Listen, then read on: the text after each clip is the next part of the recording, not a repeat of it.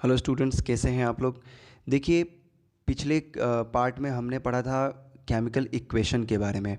आप class 10th chemistry का first chapter chemical reaction पढ़ रहे हैं। तो चलिए आज पढ़ेंगे हम types of chemical reaction. Chemical reaction कितने टाइप्स के होते हैं, ठीक है। तो आप जैसा कि देख रहे हैं, जो पहला टाइप है केमिकल रिएक्शन का वो है कॉम्बिनेशन रिएक्शन। तो कॉम्बिनेशन रिएक्शन क्या होता है, देखो लिखा हुआ है the reaction in which two or more substances combine to produce a single substance are known as combination reactions। इसका मतलब ये है कि देखो, दो या दो से ज़्यादा सब्सटेंस, ठीक है, आपस में कंबाइन होकर अगर एक सिंगल सब्सटेंस प्रोडक्ट के रूप में फॉर्म करते हैं तो उसको हम कॉम्बिनेशन रिएक्शन कहते हैं। जैसे कि यहाँ पे देखो, ऐसे इसको रिप्रेजेंट करते हैं, एक्स एक सब्सटेंस है, वाई एक सब्सटेंस है, इन दोनों ने आपस में कंबाइन किया और एक सिंगल प्रोडक्ट बना एक्स वाई, ठीक है, सिंगल, यहाँ पे एक ही प्रोडक्ट बनेगा, तो इसको क्या बोलेंगे, कॉम्बिनेशन रिएक्शन।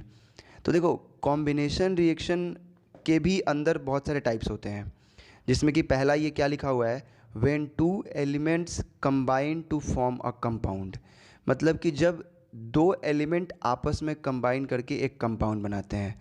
याद रहे यहाँ पे क्या कहा गया है, दो एलिमेंट, यानी कि दो एलिमेंट ही कंबाइन होने चाहिए। जैसे कि यहाँ पे एग्जांपल के लिए देख लो, hydrogen combine with oxygen to form water. तो हाइड्रोजन है यहाँ पर 2H2, दो मॉलिक्यूल सिर्फ हाइड्रोजन के हैं। आप देख सकते हैं यहाँ पे हाइड्रोजन के अलावा दूसरा कोई भी एलिमेंट नहीं है। फिर आप देखिए यहाँ पे क्या है, ऑक्सीजन है, यहाँ भी सिर्फ ऑक्सीजन है। तो ये दो अलग अलग एलिमेंट है, ठीक है, बिल्कुल प्योर एलिमेंटल फॉर्म में है। तो ये जब आपस में कंबाइन करेंगे तो एक कंपाउंड बनेगा, ठीक है।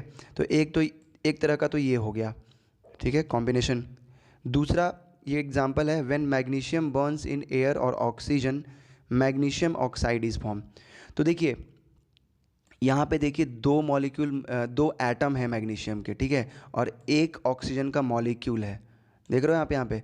तो यहाँ पे सिर्फ मैग्नीशियम है और यहाँ पे सिर्फ ऑक्सीजन है। तो ये जब दो अलग अलग एलिमेंट आपस में कंबाइंड कर रहे हैं तो एक देखो प्रोडक्ट बन रहा है MgO, जिसको पढ़ेंगे मैग्नीशियम ऑक्साइड। देखो मैं आपको एक चीज़ दिखाना चाहता हूँ, जब आप मैग्नीशियम रिबन को जलाओगे ना ऑक्सीजन के प्रेजेंस में, तो आपको ये मैग्नीशियम ऑक्साइड मिलेगा। अब ये रिएक्शन होता कैसे है, हमने यहाँ पे कॉपी पे क्या लिखा है, मैग्नीशियम प्लस ऑक्सीजन। इसका अर्थ ये है कि आप मैग्नीशियम को जला रहे हो, ठीक है। तो आप जब इसको जलाओगे तो रिएक्शन कुछ इस तरह का होता है। चलिए ये देखिए, आप देख रहे हो, इस तरह का रिएक्शन होता है। बहुत ही इंटेंस लाइट जनरेट होती है, बहुत ही ज़्यादा फ्लेमेबल होता है ये, ठीक है। तो देखो ऐसा रिएक्शन होता है। फिर आगे देखते हैं, आगे देखो क्या है, दूसरा ये कहता है कि when two or more compounds combine to form a new compound. तो देखो इसके पीछे क्या था, जब दो एलिमेंट आपस में कंबाइन करके कंपाउंड बनाते थे, एक नया कंपाउंड। लेकिन ये क्या कह रहा है कि दो या दो से ज़्यादा कंपाउंड आपस में कंबाइन कर रहे हैं। पिछले वाले रिएक्शन में दो या दो से ज़्यादा एलिमेंट आपस में कंबाइन हो रहे थे, पर यहाँ पे कंपाउंड कंबाइन हो रहे हैं। तो देखो लिखा हुआ है, इन सम reaction two or more compound combine together to produce a new compound. तो इसका एग्जांपल देख लेते हैं। देखो ये NH3 देख रहे हो आप, ये अमोनिया बोलते हैं इसको, ठीक है। तो ये एक कंपाउंड है, यहाँ पे एलिमेंट नहीं है। पहले क्या था, इसके पहले वाले एग्जांपल में एलिमेंट था, हाइड्रोजन था, सिर्फ हाइड्रोजन था और ऑक्सीजन से कंबाइन कर रहा था, यानी कि एलिमेंट एक दूसरे एलिमेंट से कंबाइन कर रहा था। लेकिन यहाँ पे देखो, यहाँ पे एक कंपाउंड है, यानी कि यहाँ पे सिर्फ नाइट्रोजन नहीं है, देखो नाइट्रोजन के साथ हाइड्रोजन भी कंबाइंड है, देख रहे हो। तो ये एक पूरा कंपाउंड है। अब ये एक कंपाउंड ये हो गया, दूसरा कंपाउंड ये HCl हो गया, ठीक है। तो ये अमोनिया और हाइड्रोक्लोरिक एसिड, ये दो अलग अलग कंपाउंड जब आपस में कंबाइंड करेंगे तो एक सिंगल कंपाउंड प्रोडक्ट के रूप में मिलेगा। ये NH4Cl आपको मिल गया। इसका नाम क्या है दोस्तों, इसका नाम है अमोनियम क्लोराइड, ठीक है। आप इसको क्या पढ़ोगे, अमोनियम क्लोराइड। तो समझ में आया, अमोनिया और हाइड्रोक्लोरिक एसिड, इन दोनों को जब आपस में कंबाइन करोगे तो अमोनियम क्लोराइड मिलेगा। मैं आपको फिर से बता दूं, ये यहाँ पे देखो कंपाउंड आपस में कंबाइन हो रहे हैं, ठीक है। अब दूसरा एग्जांपल देखो, calcium oxide and carbon dioxide. जब कैल्शियम ऑक्साइड और कार्बन डाइऑक्साइड को यहाँ पे कंबाइन किया तो हमको कैल्शियम कार्बोनेट मिला। तो ज़रा देखिए यहाँ पे क्या आपस में कंबाइन हो रहा है। यहाँ पे हो तो रहा है कॉम्बिनेशन रिएक्शन, ये तो कंफर्म है कि कॉम्बिनेशन रिएक्शन हो रहा है, लेकिन कॉम्बिनेशन रिएक्शन में कंबाइन क्या हो रहा है? तो कंबाइन हो रहा है यहाँ पे दो अलग अलग कंपाउंड, एक है कैल्शियम ऑक्साइड और एक है कार्बन डाइऑक्साइड। कैल्शियम ऑक्साइड और कार्बन डाइऑक्साइड आपस में कंबाइन करके ये प्रोडक्ट बना रहे हैं कैल्शियम कार्बोनेट। तो हमको एक्चुअली इसमें क्या पढ़ना था कि जब दो या दो से ज़्यादा कंपाउंड आपस में कंबाइन करके नया कंपाउंड बनाते हैं, ठीक है। तीसरा देखो क्या है, when water is added slowly to some calcium oxide taken in a beaker, a vigorous reaction occurs with a hissing sound to form calcium hydroxide. इसका मतलब ये है कि जब आप कैल्शियम ऑक्साइड लेते हो, ठीक है, कैल्शियम ऑक्साइड जिसको क्विक क्लाइम भी बोलते हैं, एक तरह से आप इसको चूना कह लो, ठीक है, चूना।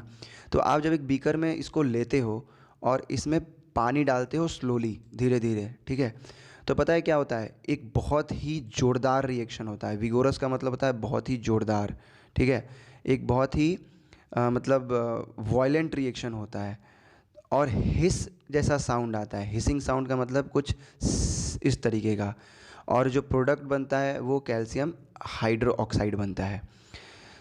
और यहाँ पे एक बात और होती है कि जब आप ये रिएक्शन कराते हो ना तो बहुत ही हैवी अमाउंट में, ह्यूज अमाउंट में हीट जनरेट होता है, यहाँ पे हीट एनर्जी जनरेट होता है इस रिएक्शन के दौरान। और ये जो हीट एनर्जी जनरेट होता है, इसीलिए इस रिएक्शन को आप एक्सोथर्मिक कहते हो। क्या कहते हो? एक्सोथर्मिक। तो वो हर रिएक्शन जिसमें हीट एनर्जी, देखो हीट एनर्जी रिलीज़ हो, उसको आप एक्सोथर्मिक कहोगे। तो देखो यहाँ पे कैल्शियम ऑक्साइड है, इसको आपने पानी में मिलाया तो बना क्या प्रोडक्ट? Calcium hydro oxide. ये जो आप देख रहे हो ना, ये वाला प्रोडक्ट, इसका नाम है कैल्शियम हाइड्रो ऑक्साइड। और इसके साथ साथ देखो हीट भी जनरेट हो रही है और इसीलिए इसको एक्सोथर्मिक कहते हैं। तो देखो ये रिएक्शन कुछ इस तरह से होता है, मैं आपको दिखा रहा हूँ। आप देख रहे हो इसको, देखो आपको साउंड भी सुनाई दे रहा होगा, और ये देखो कुछ इस तरह से रिएक्शन होता ही है। चलो आगे चलते हैं। देखो तीसरा कॉम्बिनेशन रिएक्शन का टाइप ये है कि आप one element and one compound, यानी कि आप ऐसे कुछ कंबाइन करा रहे हो कि एक एलिमेंट हो और दूसरा कंपाउंड हो, ठीक है। तो देखो लिखा हुआ है, there are certain combination reaction in which an element combines with a compound to form new compound. Example के लिए देखो यहाँ पे ये है कार्बन मोनोऑक्साइड, देख रहे हो, कार्बन मोनोऑक्साइड है ये। तो कार्बन मोनोऑक्साइड ये एक कंपाउंड है। कंपाउंड क्यों है? क्योंकि यहाँ पे देखो कार्बन भी है, ऑक्सीजन भी है, ठीक है, अकेला कार्बन तो है नहीं यहाँ पे, इसलिए ये कंपाउंड के फॉर्म में है। तो ये कंपाउंड देखो यहाँ पे किससे रिएक्शन कर रहा है? एलिमेंट से, ऑक्सीजन। यहाँ पे एलिमेंट है, क्या ऑक्सीजन के अलावा यहाँ पे कोई दूसरा एलिमेंट है? नहीं है ना, इसलिए ये एलिमेंट है। तो यहाँ पे एक कंपाउंड एलिमेंट के साथ रिएक्शन कर रहा है। तो ये एक हो गया तीसरे टाइप का कॉम्बिनेशन रिएक्शन। तो यहाँ पे जब कार्बन मोनोऑक्साइड ऑक्सीजन के साथ रिएक्शन करेगा तो देखो दो मॉलिक्यूल बनेंगे कार्बन डाइऑक्साइड के, ठीक है, कार्बन डाइऑक्साइड के दो मॉलिक्यूल यहाँ पे बन रहे हैं। दूसरा एक और एग्जांपल लेते हैं, when oxygen combined with sulphur dioxide, sulphur try oxide is formed. तो देखो यहाँ पे दो मॉलिक्यूल सल्फर डाइऑक्साइड के हैं, तो ये एक कंपाउंड है, देख रहे हो ना, SO2 एक कंपाउंड है। ये किसके साथ रिएक्शन कर रहा है? O2 के साथ। और O2 यहाँ पे किस फॉर्म में है? एलिमेंट के फॉर्म में है। क्या यहाँ पे आपको कोई कंपाउंड दिख रहा है? नहीं ना, यहाँ पे तो सिर्फ ऑक्सीजन है। लेकिन ये देखो यहाँ पे तो ये कंपाउंड है, सल्फर डाइऑक्साइड। तो कंपाउंड ने किसके साथ रिएक्शन किया? एलिमेंट के साथ, और ये एक प्रोडक्ट बन गया। तो ये हुआ आपका तीसरे टाइप का कॉम्बिनेशन रिएक्शन। चलिए आगे चलते हैं। अब देखो ये दूसरा एक टाइप है केमिकल रिएक्शन का। कॉम्बिनेशन रिएक्शन तो आपका ख़त्म हो गया, एक दूसरा टाइप है जिसको बोलते हैं डिकॉम्पोजिशन रिएक्शन। अब ये डिकॉम्पोजिशन रिएक्शन होता क्या है? तो देखो इसका डेफिनेशन ये है, the reaction in which a compound is broken down into two or more simpler substances are known as decomposition reaction. इसका मतलब ये है कि आप किसी भी कंपाउंड को ले लेते हो और जब इसको आप ब्रेक कर देते हो, हीट करके ब्रेक करते हो या किसी मेथड से जब आप इसको तोड़ देते हो, तो ये जब टूटता है अलग अलग कंपोनेंट्स में, जैसे कि यहाँ पे देखो एक्स वाई एक कंपाउंड था, मान लो हमने इसको हीट कर दिया तो ये दो अलग अलग कंपोनेंट में टूट गया। ये देखो एक एक्स अलग कंपोनेंट बन गया, वाई अलग कंपोनेंट बन गया, है ना। तो कुछ अगर इस तरह का रिएक्शन हो रहा है तो ऐसे रिएक्शन को हम क्या कहते हैं? Decomposition reaction. एग्जाम्पल देखते हैं। देखो कैल्शियम कार्बोनेट ये कंपाउंड है CaCO3। कैल्शियम कार्बोनेट को जब आप गर्म करते हो, हीट करते हो, तो ये दो अलग अलग सब्सटेंसेस में टूट जाता है, ब्रेक हो जाता है। एक तो कैल्शियम ऑक्साइड में, ठीक है, और एक कार्बन डाइऑक्साइड में। आप देखोगे ये ठीक कॉम्बिनेशन रिएक्शन का उल्टा है। कॉम्बिनेशन रिएक्शन में इन दोनों को मिलाने से ये बन रहा था, लेकिन डिकम्पोजिशन में इसको हीट करने से ये टूट रहा है इन दो अलग अलग प्रोडक्ट में। तो आप ये भी कह सकते हो कि डिकम्पोजिशन रिएक्शन कॉम्बिनेशन रिएक्शन का अपोजिट भी हो सकता है। अब आपको ये साइन दिख रहा है एक एरो का, यहाँ पे दिखाई दे रहे हो? ये जो एरो का साइन है ना, ये दर्शाता है कि गैस का इवोल्यूशन हो रहा है, ठीक है। इसका मतलब ये है कि ये जो कंपाउंड है CO2 ये गैसियस स्टेट में बाहर निकल रहा है रिएक्शन से, इसीलिए इस एरो के साइन को दिखाया गया है। दूसरा एग्जाम्पल देखो, व्हेन सोडियम हाइड्रोजन कार्बोनेट यानी कि बेकिंग सोडा, आप जो खाने में बेकिंग सोडा यूज़ करते हो ना, वही उसी को बोलते हैं सोडियम हाइड्रोजन कार्बोनेट, और ये है उसका केमिकल फार्मूला, ठीक है, NaHCO3। तो जब आप इसको स्ट्रांगली हीट करते हो ना, बहुत ज़्यादा देर तक गर्म करते हो, तो बेकिंग सोडा जो है यानी कि ये जो सोडियम हाइड्रोजन कार्बोनेट है ये डिकम्पोज हो जाता है, टूट जाता है। किस में टूटता है? तीन अलग अलग कंपोनेंट में टूटता है। एक तो सोडियम कार्बोनेट में टूटता है, दूसरा कार्बन डाइऑक्साइड में टूटता है, और तीसरा वाटर में टूटता है। और रिएक्शन के इक्वेशन के द्वारा देखो यहाँ पे इसको दिखाया गया है। आपने NaHCO3 को गर्म किया, यहाँ पे आपने इसको हीट किया, ठीक है। हीट करने के बाद आपको पहला प्रोडक्ट क्या मिल गया? Na2CO3। दूसरा प्रोडक्ट क्या मिल गया? CO2। और तीसरा प्रोडक्ट क्या मिल गया? H2O। तो ये है आपका डिकम्पोजिशन रिएक्शन। डिकम्पोजिशन रिएक्शन में आगे और भी चीज़ें हैं। एक है इलेक्ट्रोलाइटिक डिकम्पोजिशन, तो ये थोड़ी समझने वाली बात है। देखो बहुत सारे ऐसे कंपाउंड होते हैं जिनको कि आप नॉर्मली गर्म कर देते हो, सिर्फ गर्म कर देते हो तो वो टूट जाते हैं। लेकिन बहुत सारे ऐसे कंपाउंड्स होते हैं जिनको गर्म करने से वो टूटते नहीं हैं, आप उनको डिकम्पोज नहीं कर सकते, ठीक है। सिर्फ गर्म कर दिया या फिर किसी और तरीके से आप उनको नहीं, तो एक स्पेशल मेथड यूज़ किया जाता है उनको डिकम्पोज करने के लिए, जिसको आप बोलते हैं इलेक्ट्रोलाइटिक डिकम्पोजिशन, ठीक है। कुछ कंपाउंड होते हैं जैसे कि मेटल्स के जो ऑक्साइड होते हैं या क्लोराइड होते हैं। फॉर एग्जांपल आपको मैं बताऊं, सोडियम क्लोराइड हो गया। सोडियम क्लोराइड मतलब वो खाने में जो आप नमक देखते हो ना, उसी को हम सोडियम क्लोराइड बोलते हैं। जो खाने में नमक यूज़ करते हो आप, उसी को हम सोडियम क्लोराइड बोलते हैं। NaCl उसका फार्मूला है, ठीक है। तो जैसे आपका सोडियम क्लोराइड हो गया या एल्यूमिनियम ऑक्साइड हो गया, ये सब ऐसे कंपाउंड हैं जिनको कि आप नॉर्मल मेथड से डिकम्पोज नहीं कर सकते, इनको तोड़ नहीं सकते अलग अलग कंपोनेंट्स में, ठीक है। तो इनको तोड़ने के लिए आपको क्या करना होगा? इलेक्ट्रोलाइटिक डिकम्पोजिशन का यूज़ करना होगा आपको, ठीक है। एग्जाम्पल के लिए इसमें देखो क्या क्या करना पड़ता है। अच्छा देखो, ये जो आपको वाटर दिखाई दे रहा है ना, H2O वाटर, इसमें अगर आप चाहते हो कि आप तो जानते हो कि हाइड्रोजन और ऑक्सीजन से मिलकर बना होता है वाटर। तो अगर आप चाहते हो कि मैं हाइड्रोजन को अलग कर लूँ और ऑक्सीजन को अलग कर लूँ पानी से, तो आप इसके लिए जो मेथड यूज़ करोगे उसको आप यही बोलोगे, इलेक्ट्रोलाइटिक डिकम्पोजिशन। आपको यहाँ पे पानी का इलेक्ट्रोलिसिस करना होगा, ठीक है। पानी का इलेक्ट्रोलिसिस करके ही आप ये कर सकते हो। तो क्या करते हो आप इलेक्ट्रिक करंट पास कराते हो, ठीक है, पानी के थ्रू। पानी में से आप इलेक्ट्रिक करंट जैसे ही पास कराते हो ना, तो वो हाइड्रोजन और ऑक्सीजन में टूट जाता है। देखो इलेक्ट्रोलाइटिक प्रोसेस जो है ये आपको 11वीं-12वीं क्लास में बहुत ही डिटेल से पढ़ने को मिलेगा। अभी आप इसका एक थोड़ा सा इंट्रो समझ लो कि ये होता क्या है। दूसरा एग्जांपल देखो, when an electric current is passed through molten sodium chloride. अब ये मोल्टेन का मतलब क्या होता है? मोल्टेन का मतलब होता है कि पिघले हुए फॉर्म में, ठीक है। अगर आप किसी सॉलिड को हीट करके पिघला देते हो तो उसको बोलते हैं कि आ गया अपने मोल्टेन स्टेट में आ गया वो, ठीक है। तो आप सोडियम क्लोराइड को पहले मेल्ट करो, उसको मोल्टेन स्टेट में ले आओ, फिर उसमें से इलेक्ट्रिक करंट पास कराओ, ठीक है। जैसे ही आप ये देखो, ये सोडियम क्लोराइड का फॉर्मूला है NaCl। जैसे ही आप उसमें सोडियम क्लोराइड में electric current, molten sodium chloride में इलेक्ट्रिक करंट पास कराओगे, आपको दो अलग अलग कंपोनेंट मिलेंगे। एक आपको ये सोडियम मिल जाएगा और एक क्लोरीन मिल जाएगा।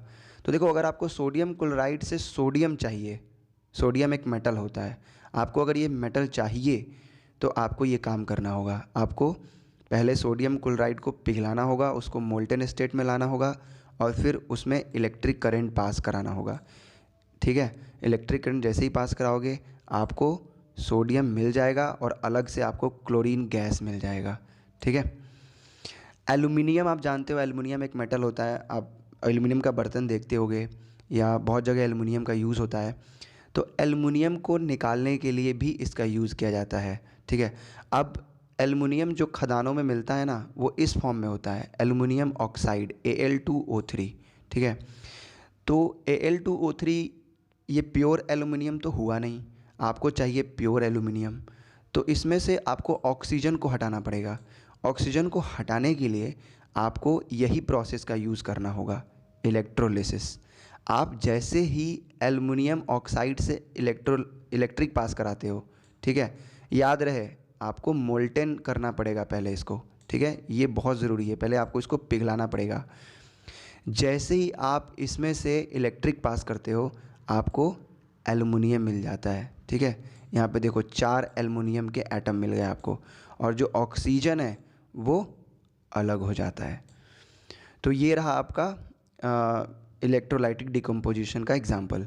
अच्छा, डिकम्पोजिशन रिएक्शन का यूज़ क्या है, तो चलो यूज़ के बारे में देखते हैं। It is used to extract several metals from their oxide और साल्ट। तो मैं आपको पहले ही बता चुका हूँ कि मेटल जो होते हैं ना, देखो बहुत शुद्ध रूप में नहीं मिलते खदानों में। बहुत सारे मेटल ऐसे होते हैं, बहुत ही मतलब मान लो कि 99% मेटल ऐसे होते हैं जो शुद्ध रूप में नहीं मिलते।